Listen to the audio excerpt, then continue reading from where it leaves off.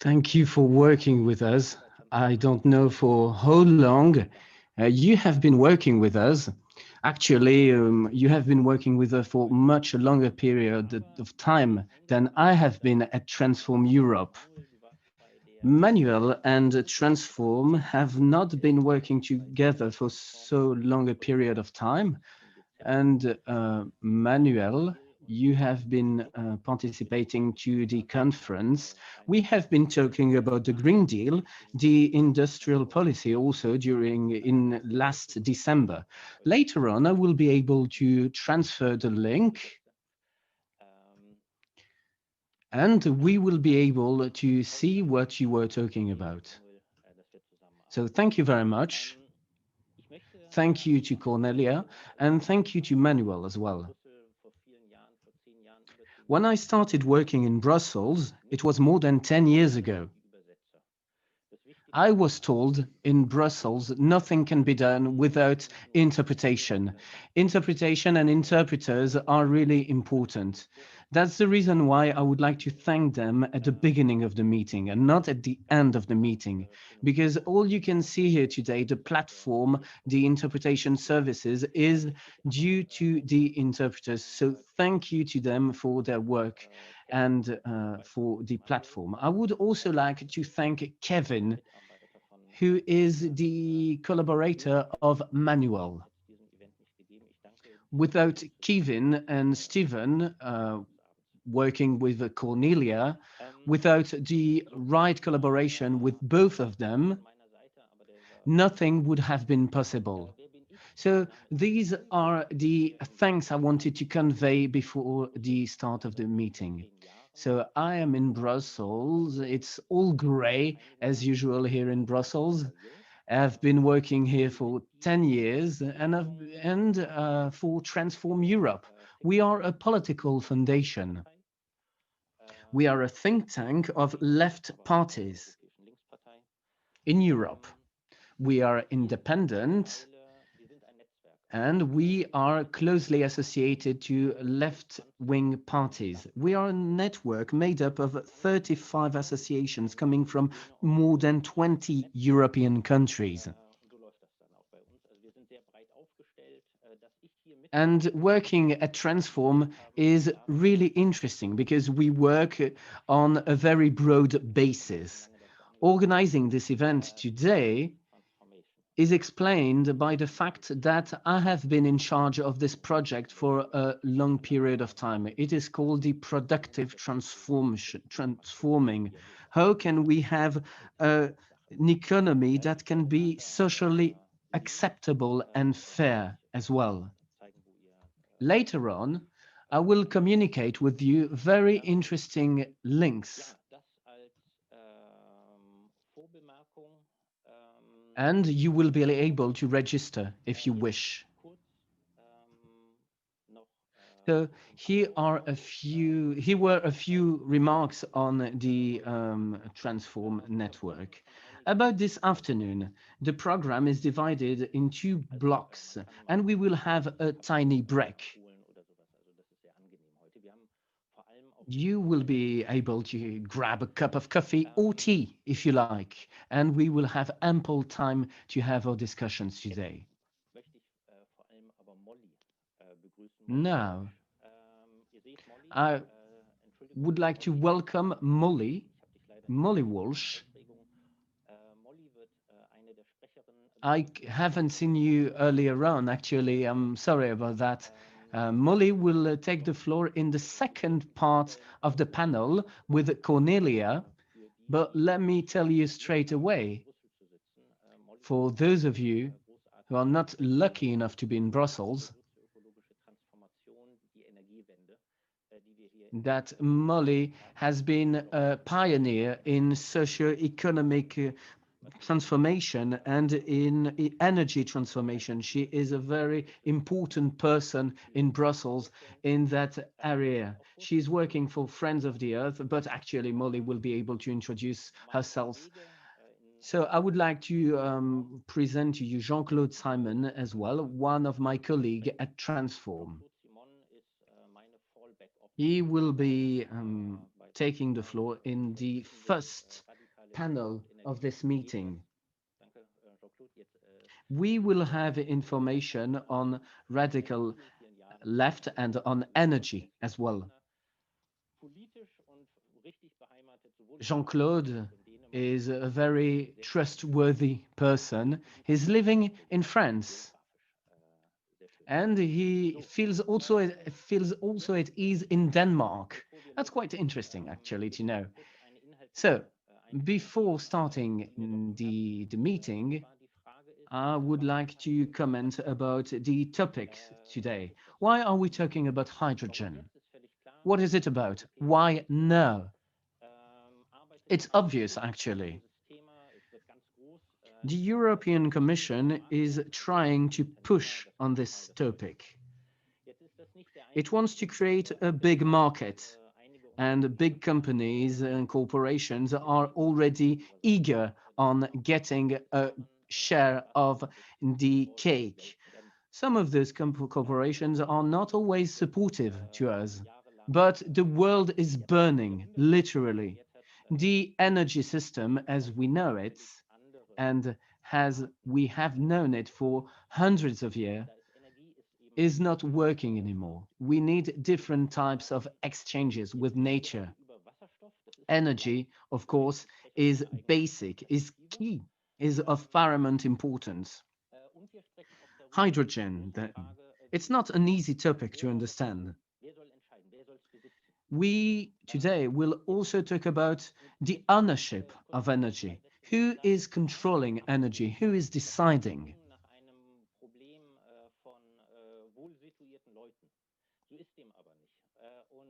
Maybe it can sound as if it is a luxury issue. It's not the case at all.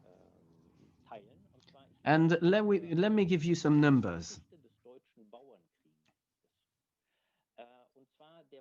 I'm reading a book at the moment on the history of wars between farmers, peasants. In 1525, a few farmers in the southern region of Germany gathered to write a document where they mention what they wanted to change.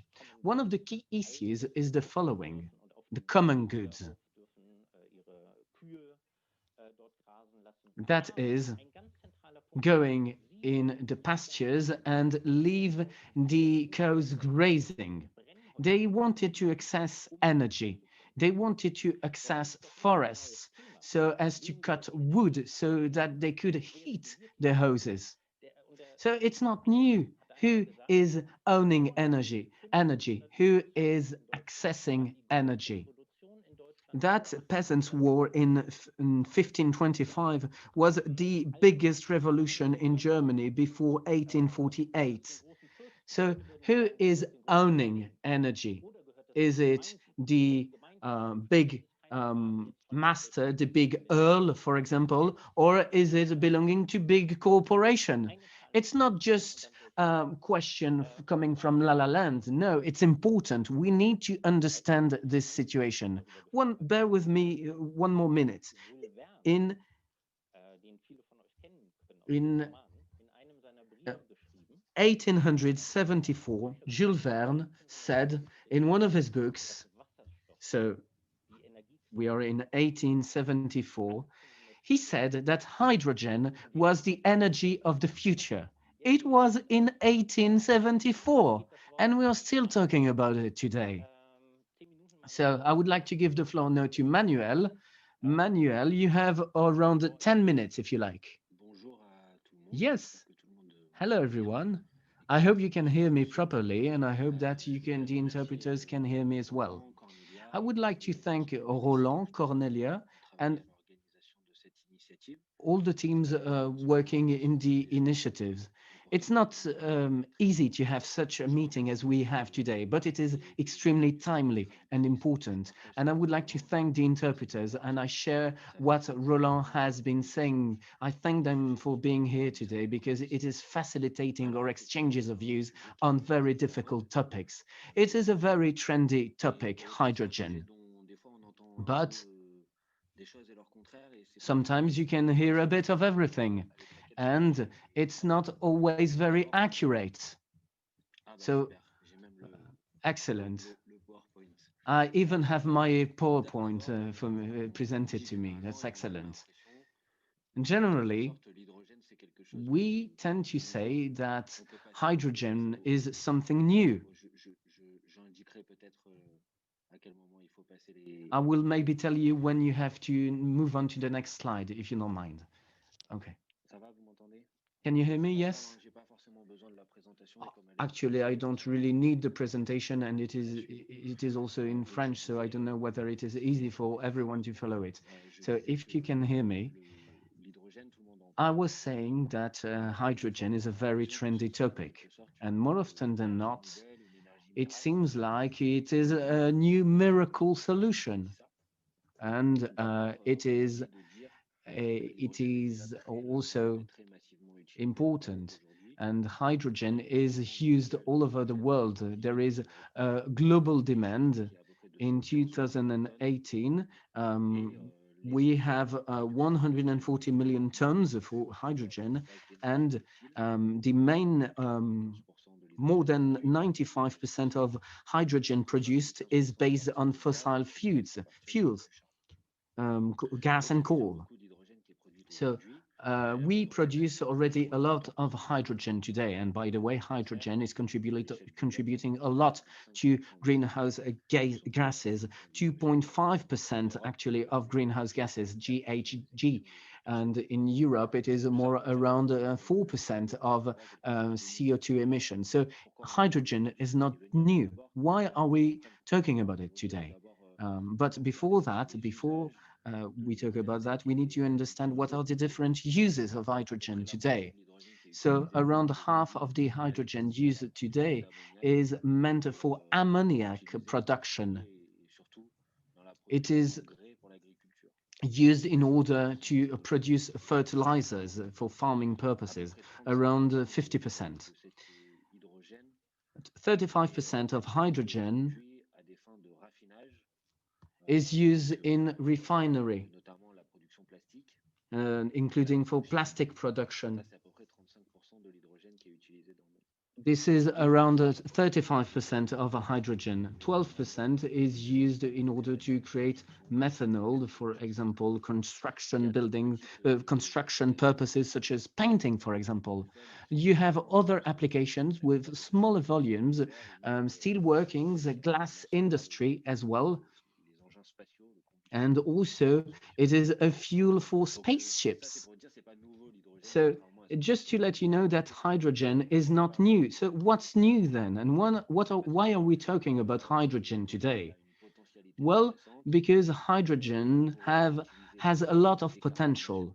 It could be used to decarbonize our economies. Well, especially because we have to have a surge in renewable energies, we also know that there is the problem of intermittent production of wind and solar energy because they depend on the climatic circumstances, they depend on the weather. We need to have the stability in the network. Hence the importance of hydrogen, because hydrogen is an energy carrier rather than a source of energy. It is used in order to store energy, and then it is used in order to create energy if renewable sources of energy cannot produce energy. It's important to underline this because sometimes it's a bit confusing. Sometimes people think it is the magical solution to be used for to fuel our trains and cars.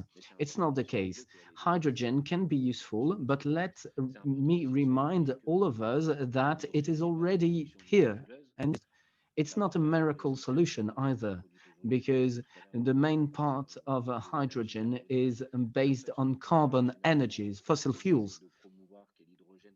And today, actually, we wanted to promote the water electrolysis hydrogen. And in fact, in represents only a tiny part of a global production. Today, the main part of hydrogen is based on fossil fuels and not on water electrolysis. It's important to mention.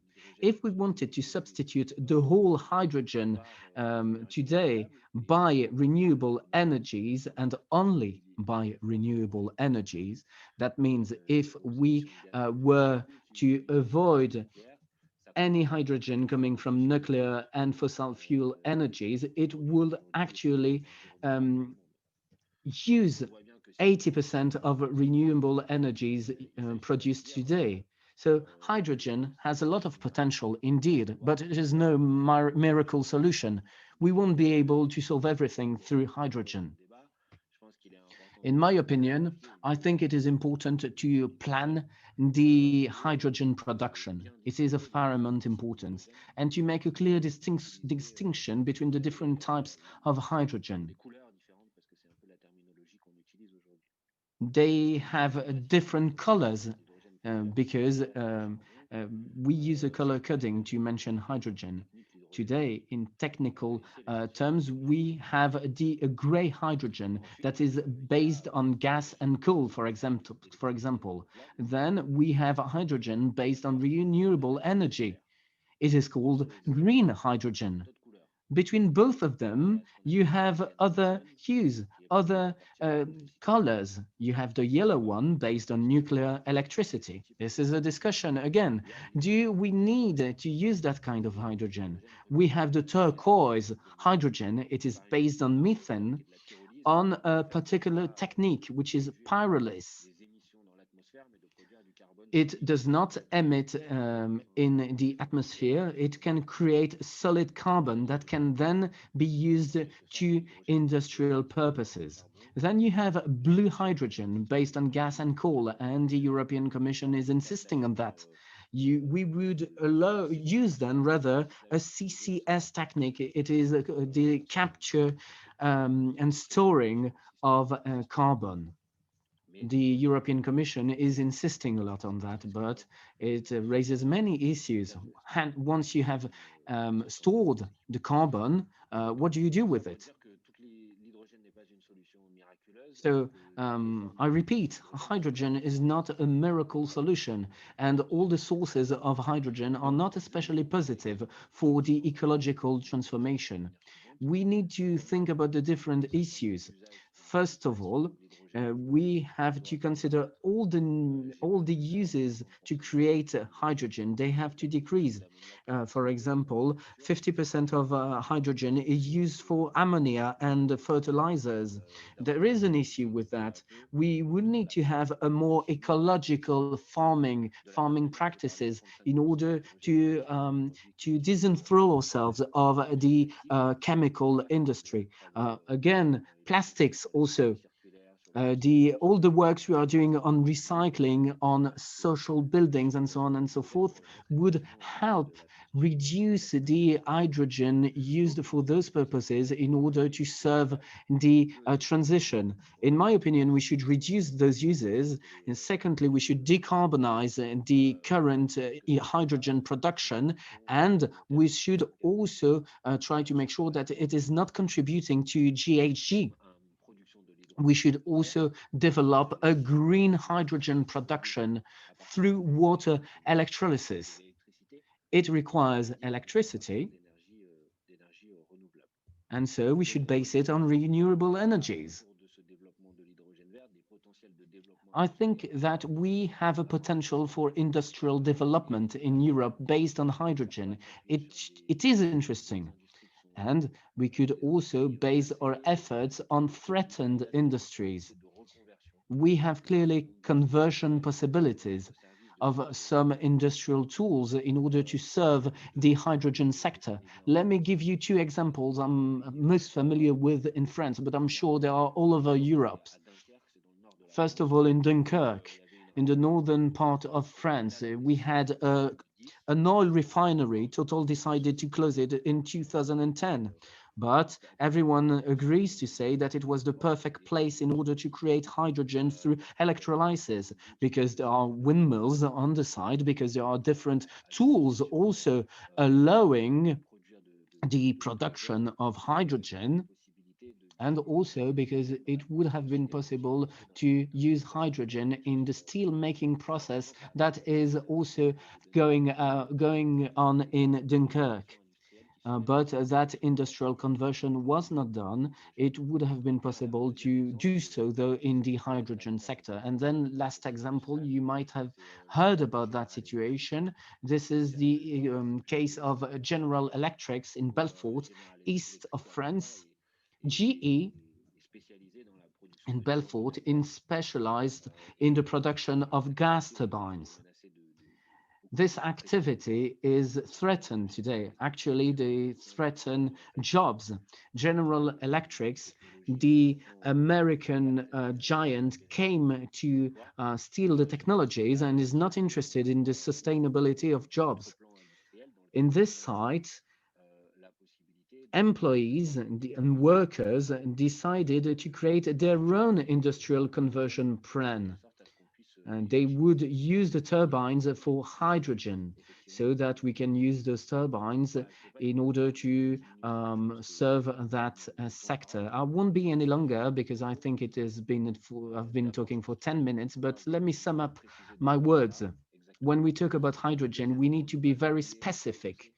We need to be very accurate. Also, let's not forget that it's not a miracle solution, miracle energy solving all the problems. Hydrogen has a lot of potential. It should be developed. It's interesting, but we should do that in a clever manner. Not everywhere. Some industries can be served by hydrogen, others not. It is a carrier. When you have a hydrogen, you have to convert it. We lose energy through the conversion. So it's not always clever to go through hydrogen. Sometimes it is, though, especially if we have issues storing, for example, for long distance transport or maritime transport. I think it is very important to be very accurate in our words so that we have a constructive discussion. Thank you very much for your attention.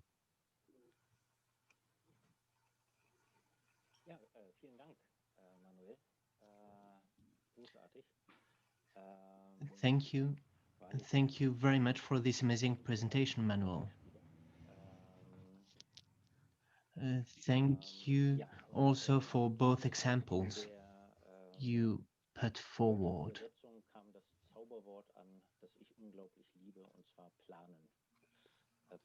We've talked about planning, planification, and this is a word I do like. It's magical. Thank you so much. Jean-Claude. Yes, good afternoon, everyone. Can everyone hear me? I'm going to do this in English, but I have a few slides as well. So if Roland, you can go to slide number 4 in the presentation. It has a little 4 on the left bottom corner. It's the next one.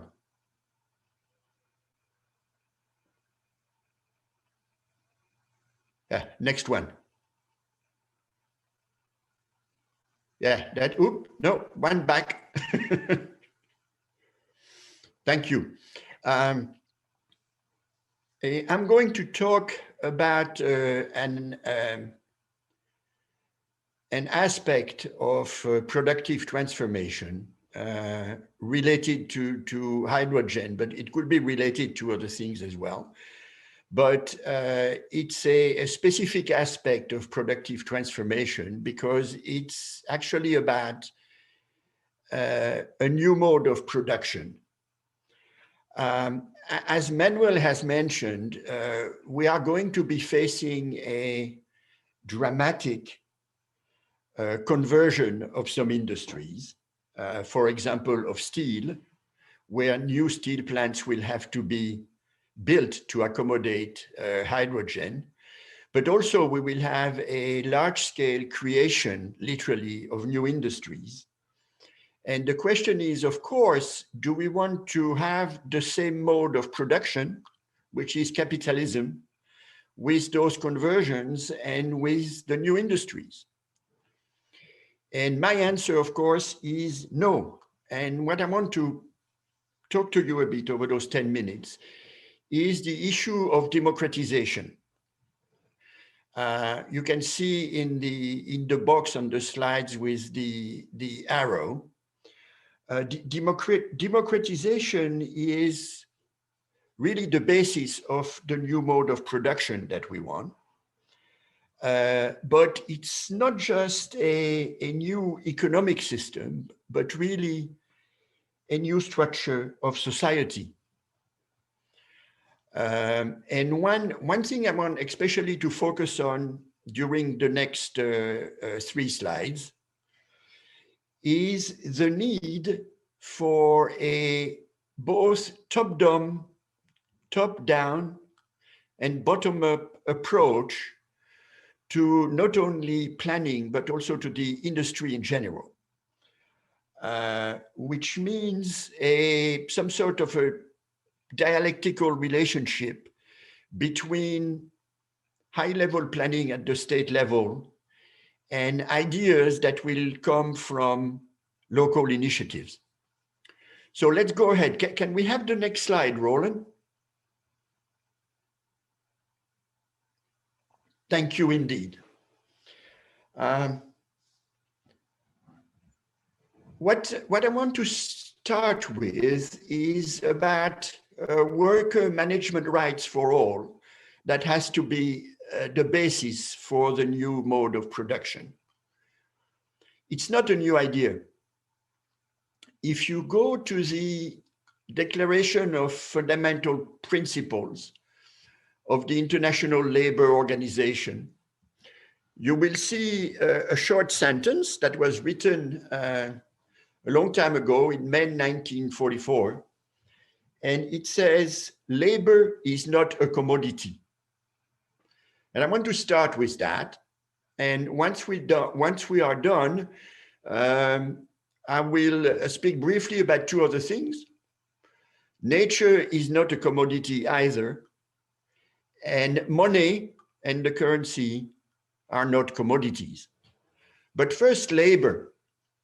The ILO was not the only body of importance to work on this. A famous Hungarian sociologist, Karl Polanyi, wrote a book that was published in early 1944 when he stated that labor should not be a commodity.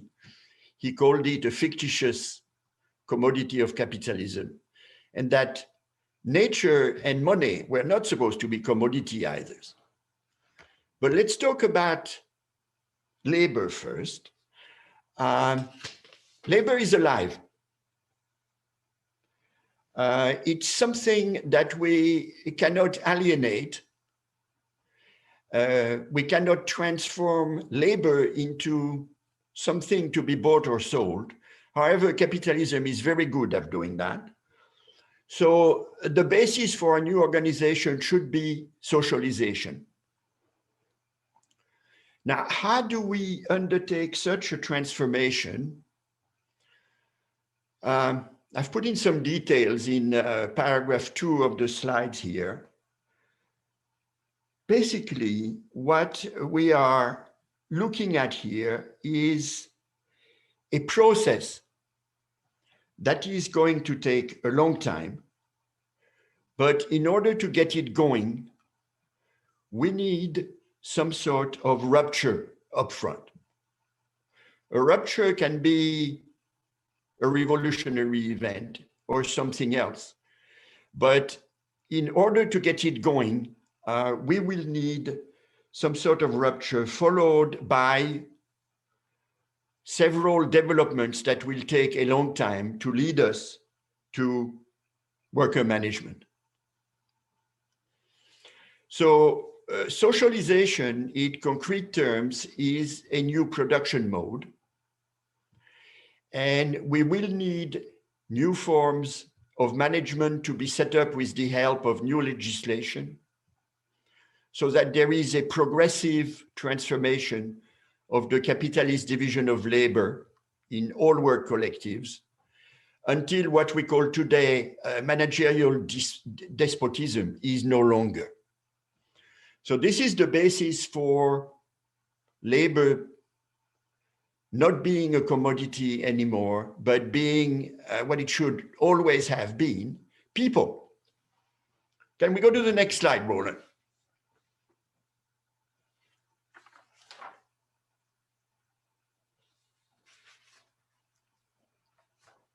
Roland, are you there? Thank you. The next slide is about nature as a common, which is the opposite of a commodity, and people power. And what I want to say here is that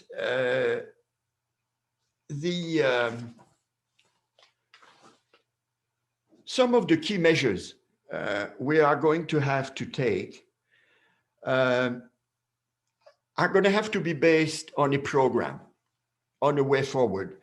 And that way forward is what we call the eco-socialist movement today. The eco-socialist movement has to be made up of parties, associations, citizens group, trade unions, and other popular means of mobilization. And if we actually want to decommodify nature, we need all these types of organization to work together in their respective fields in order to move ahead. Another aspect that we're going to have to focus on is the political nature of our work. We will not be able to get to a new mode of production without large constitutional changes. We're going to need to institute a new property regime that will be more in accordance with the class-based organization as it is today. We will need specific legislations, new practices. We will need to establish the legal status of not only works council, but neighborhood council that will work on eco-socialist issues. For this to happen again, popular political mobilization will have to be the main driver and the main agent of change. It's not something we can decree. It's not something that can be worked at top down, but it's something in which people need to be very active. So from that, Roland, can we go to the next slide? Because we're approaching the 10 minutes. Thank you. The last slide is, in addition to decommodifying labor and nature, we need to decommodify the currency. We need to first establish money sovereignty, not sovereignty in the sense of national sovereignty, but popular sovereignty. Money has to become a means of basic exchange. For that, we will need several things. I have listed a few here. A central bank under popular control, and the full control of capital movements that will have to be enacted by law, and the closing of all secondary markets. These are the stock exchanges, and a socialized banking system. Why is the socialized banking system so important? Is that because these massive conversions and new industrial creations that Manuel talked about cannot be established with the current capitalist financial practices. We need banks that are at the service of the political economy of labor, so that they can finance new economic entities, work collectives. These will be without their own capital, and their needs for treasury and the like will have to be met by bank credit, which will therefore be placed itself under democratic control. Now, we could say a lot more about this, but I've been speaking for 11.5 minutes, so we need to move on to other things. Thank you very much.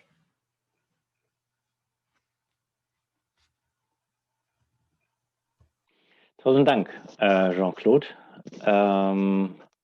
Ja, Thank you very much, Jean-Claude. So, I knew it was a mistake to give only 10 minutes to each of the speakers, but now we've heard two people speaking, two interesting presentations, and now let's start our debate. Oh yes, please, an important message to all of you who are listening to us. If you want to take the floor, please turn your webcams on. It's much nicer to see each other. Since I have shared my screen, I have not been able to see what happened on the chat, the different messages which were sent. Stefan, I don't know, do you copy? Yes, I do. Great. So yes, indeed, in the chat we've had a few comments, very interesting comments on the question of green hydrogen, which is imported from other continents.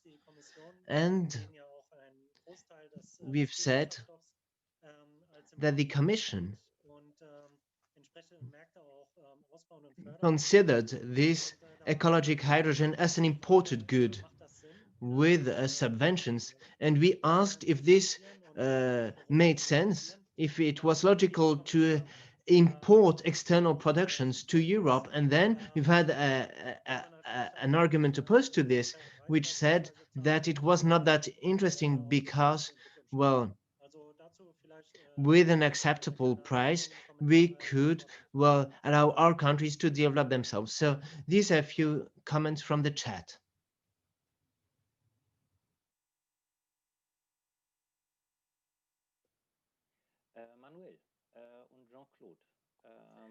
Manuel, Jean-Claude, I don't know if you want to bounce back on a comment or another, if you want to say something on the synthesis from Stefan or not. Go ahead. Jean-Claude, you have the floor. Maybe, can you hear me? It's okay? Yeah, maybe just one thing. Something we need to pay attention about transporting things back and forth is that this uses additional energy to do so. So I think for hydrogen, for example, for steel plants that will have to be completely converted or entirely rebuilt to accommodate green hydrogen, we're going to have to produce locally. We need to understand that moving hydrogen across continents is going to take either constructing a gigantic infrastructure or using new special ships. And as much as we can, I think we have to minimize that.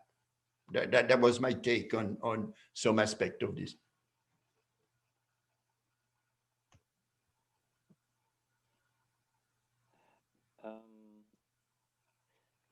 Ja, nur ein Hinweis jetzt, bevor wir jetzt die Chat durchgehen. Thank you very much, Jean-Claude. Just a quick comment before I check the chat once again. If you have questions right now, well, we have some time for a debate, so don't hesitate to write your comments on the chat so that we can have an active exchange. Steffen? Yeah. I see that Stefan is asking for the floor. Yes, thank you. Indeed, in the chat, there is another additional comment, a comment on electrolysis. which is an inefficient process. We lose quite a lot of energy during this process. And hydrogen should be used in niche markets, to put it some way, or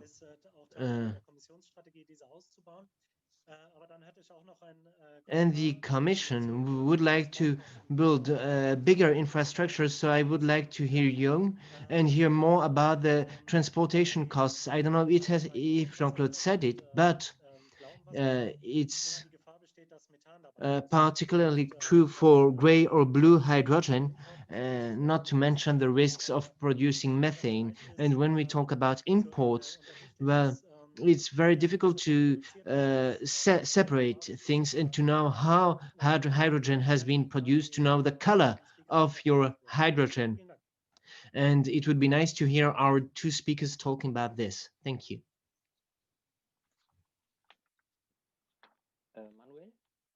Manuel, Manuel, if you want to bounce back, go ahead. Yes, of course, I can answer. I have not replied to the first question, but I wanted to let you know that, of course, it is a real issue. We cannot say really it is green hydrogen if it is produced very far away from the user site. Therefore, there is a cost, even ecological cost, entailed in the transportation. Of course, we should stay vigilant. That's why I insisted, and it will help me raise the second point. That's why I said hydrogen is not a miracle solution. And contrary to what we have been hearing a lot, we use it a lot already. And decarbonizing what we are using today is already a challenge.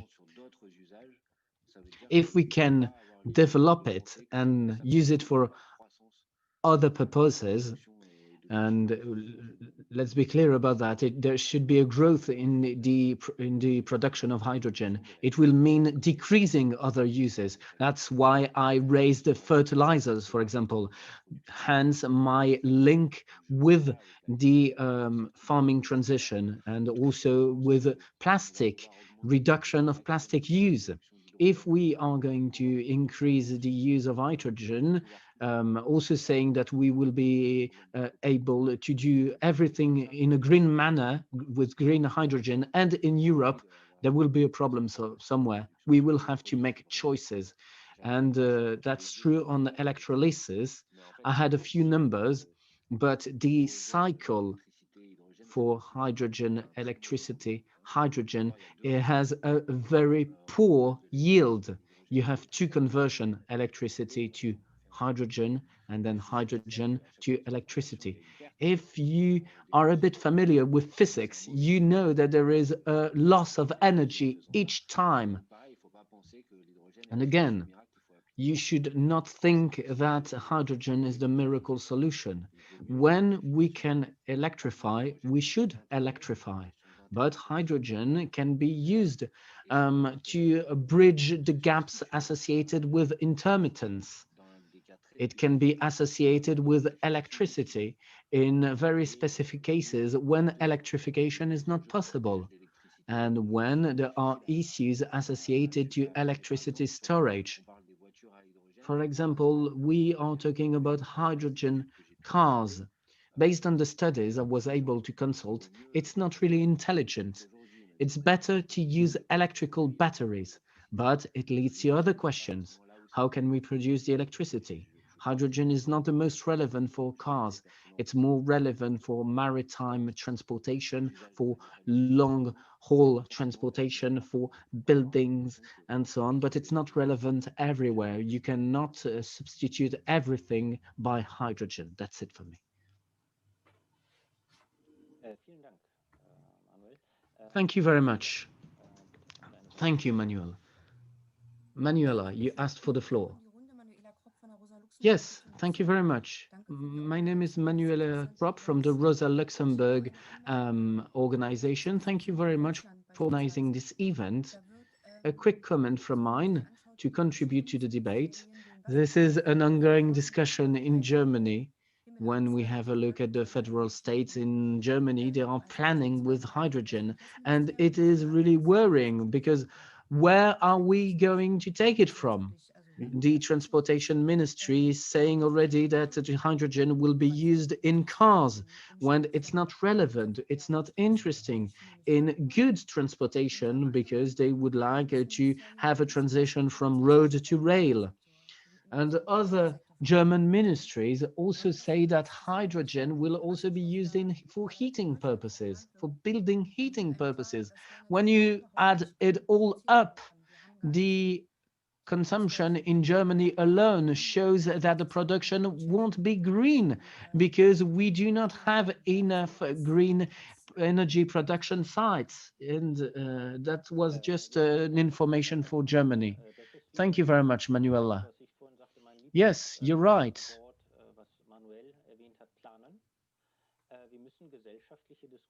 Planning is key.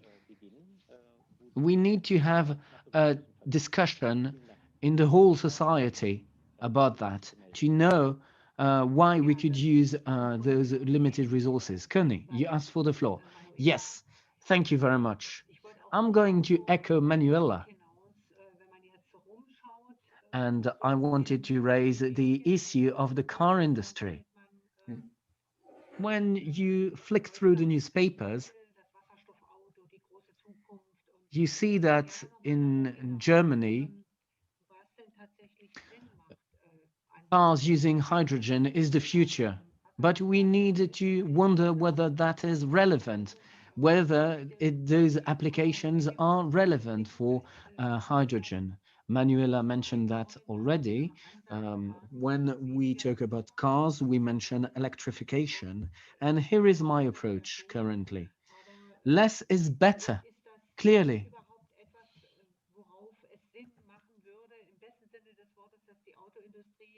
Is it really relevant approach? Is the car industry, should the car industry better focus on hydrogen? Isn't it senseless? So for me, the scope is important on hydrogen. I would like to talk about that, if possible. Manuel?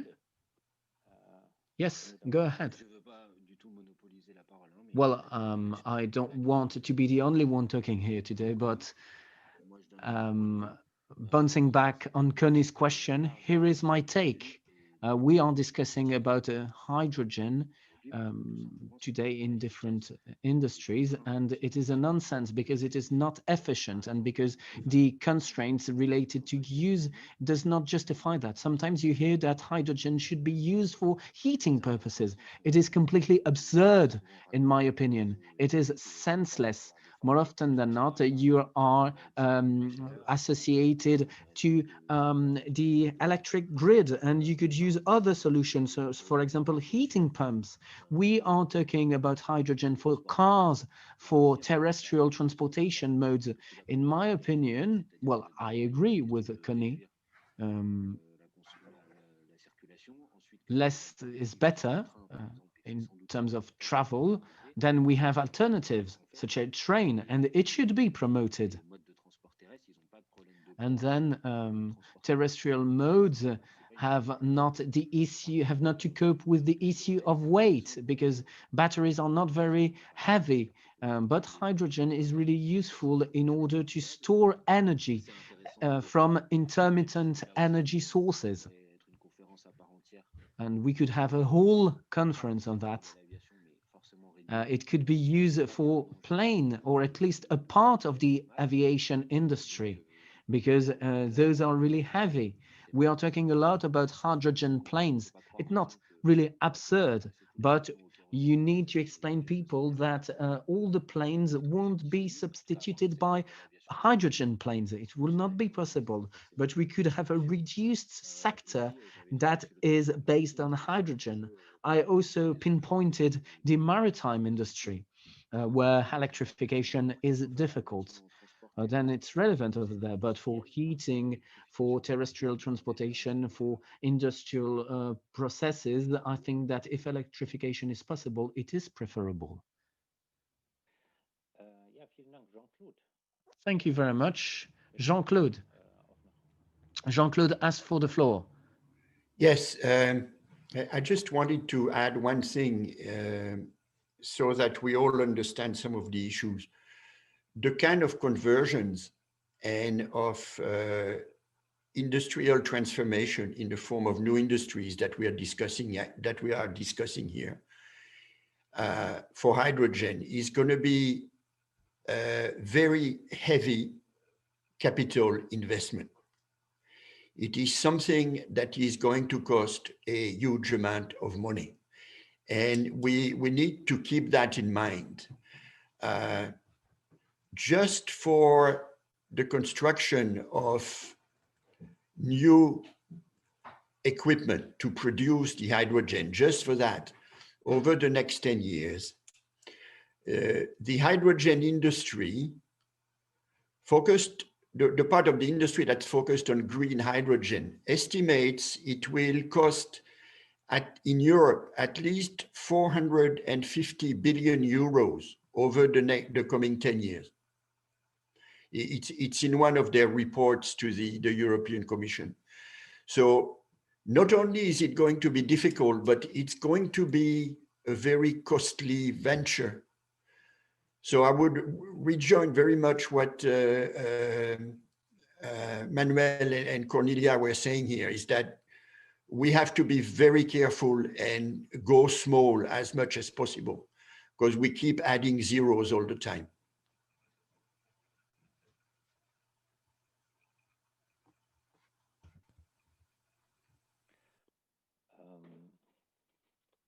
Das ist ein schönes Motto. Small is beautiful. Small is beautiful. It's a very nice motto, actually. I have a question, Jean-Claude and Manuel. You are really familiar with the French context. You're more familiar with the French context than I, at least. And here's my question. I'm familiar with the German context, and in Germany, we have a strategy on hydrogen coming from the federal government in Germany, but we are not really happy with it. Do you have such a strategy in France? Do you have a clear idea of the French state strategy so as to make progress? Secondly, another question. We raised this already a couple of times. We will not have as much hydrogen as the volume required for several applications as has been planned already. How can we plan that hydrogen production? I was able to read in the press that in France you had a people's convention on that. It's finished. So these are citizens gathering to discuss about that topic. Was it useful? Was such an approach relevant? Could it be an example? Is it a very good concrete way to show our proximity with the citizens so that we are not only talking in the parliament? Firstly, do you have a French strategy in terms of hydrogen? If yes, what is it? And secondly, this People's Convention in France, is it a good manner in order to kickstart the debate? Manuel, you can start if you like. Yes. First question. The French government presented what it called a hydrogen plan. In my opinion, it's not enough, and it's not clear at all on the very specific goals that are set. It is a plan worth 7 billion euros by 2030. I don't know whether you have the numbers for the German plan, but 7 billion euros by 2030 is really low. Secondly, it's really theoretical at the moment, and people are not familiar with that plan. People were not involved really much. Trade unions, workers were not involved in its development. It is a technocratic effort, if I might say, and I have not been able to grasp all its goals. Secondly, what happened in France and what we call the Climate People Convention should not be confused. That convention has been gathered by Macron after the European elections. He heard the message that was sent in the ballot boxes. And as Macron is most at ease with that, he did some magic tricks and he invited citizens. He created a convention to give him some recommendations on climate change for ecology as well. Well, that was fine. And he committed himself to say that all the conclusions from that People's Convention would be supported as is without any filter. And that was fine. But afterwards, he said that he would like to have three jokers. That means that he would get rid of three proposals. And as time goes by, we now realize that is getting rid of all the most sensitive measures, recommendations, to such extent that French people and a French director supporting this approach created a petition to say Macron, to tell to Macron that he should respect its commitments. So there were, of course, proposals on hydrogen, but it was much broader than hydrogen. On hydrogen, there is a lot of talk, but not a lot of work. Not a lot of concrete plans which would help us see through it.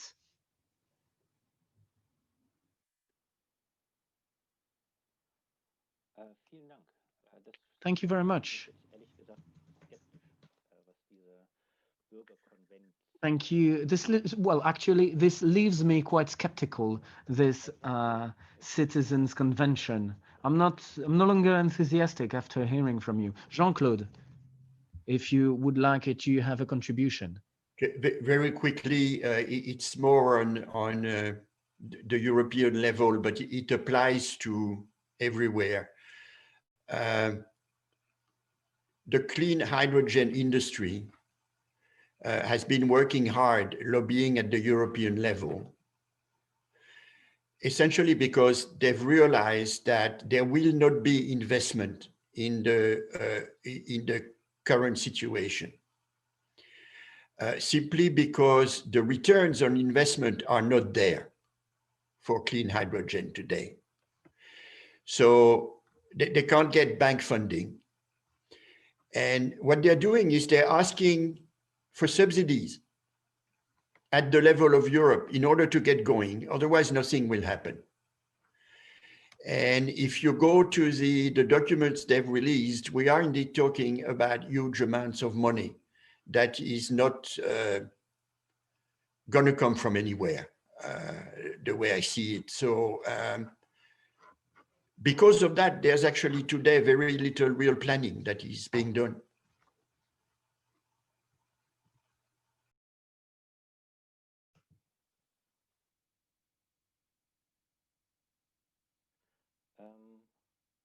Okay. Right. Vielen Dank. Das ist ja eine perfekte Überleitung Thank you very much. zu unserer nächsten Session. So this is a very good point to proceed to a transition now Kapital, wer soll and to move on to the next panel. Ich hatte vorhin angekündigt, dass wir eine kurze Pause machen. I announced that we would have a small break. Bitte lasst uns It is now 5:02. wieder anfangen. So let's resume our meeting at 5:10. Weil wir if this is enough for the smokers or for people who need a coffee break. You don't need to have the smoke, but please be back at 5:10. Thank you.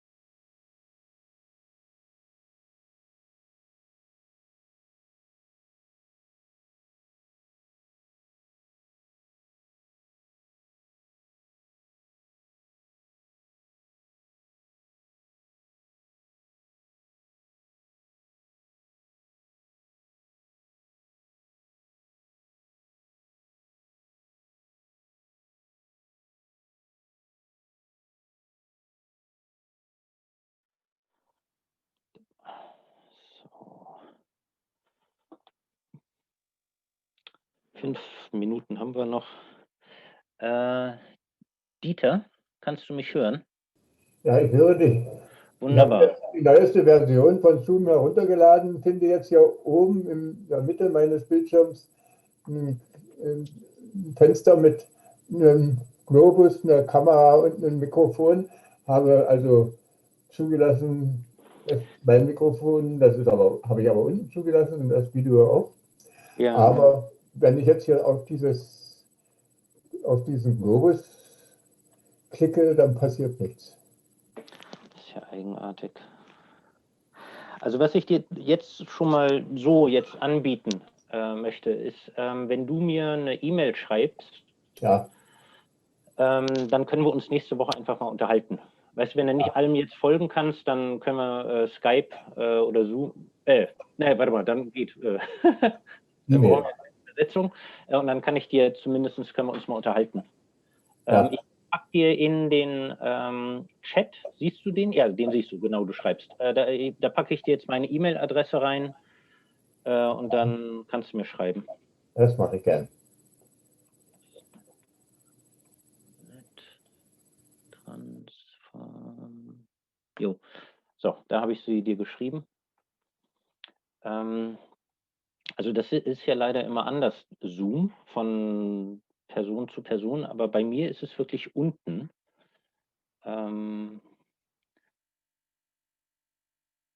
Weißt du, da links unten sagt man Stummschalten und Kamera und dann geht man ein bisschen weiter nach rechts und Da sollte es sein. Da steht dann Dolmetschen bei mir mit so einer angedeuteten Weltkugel. Aber wir gucken mal. Sonst helfe ich dir nächste Woche mal. Egal wie es aussehen wird mit Impfen, Zoom wird bei uns bleiben. Wir müssen lernen, damit umzugehen. Und dann gucken wir mal.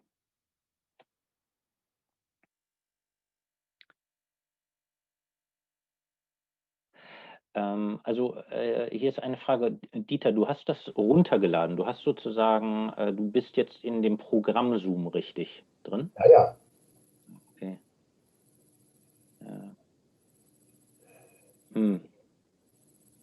Okay, müssen wir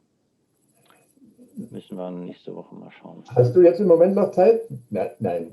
Nee, jetzt leider nicht. Wir fangen in einer Minute wieder an. Schreib mir eine E-Mail und dann gucken wir.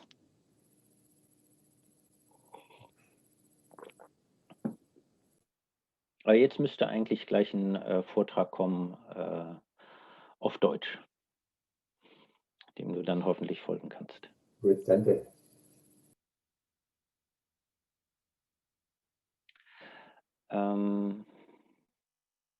Ja, ich möchte euch alle darauf hinweisen, es tut mir leid, manchmal ist es nicht einfach für mich, dem Chat wirklich zu folgen, aber ich sehe zumindest, dass Fabian und Nessim so nett waren, wichtige Informationen in den Chat reinzupacken. Sometimes I don't see the chat, but here I see that Fabian and Nassim shared some very important information. They added several very interesting links. So, dear friends, please check the chat Eine Studie. for more information. Nassim draw our attention to a study, very interesting analysis on the Citizens Convention. And if you have other interesting information to share, please do so and use the chat. Okay, dann. Good. Es ist 10 nach. Ich hoffe, ihr habt euch ein bisschen It's now 5:10. I hope you've had the opportunity to move a bit around, but you can still move around actually if you want, but don't forget to turn off your webcam maybe. I spend many hours a day in front of my computer and my webcam, and I can tell you it is important to move. So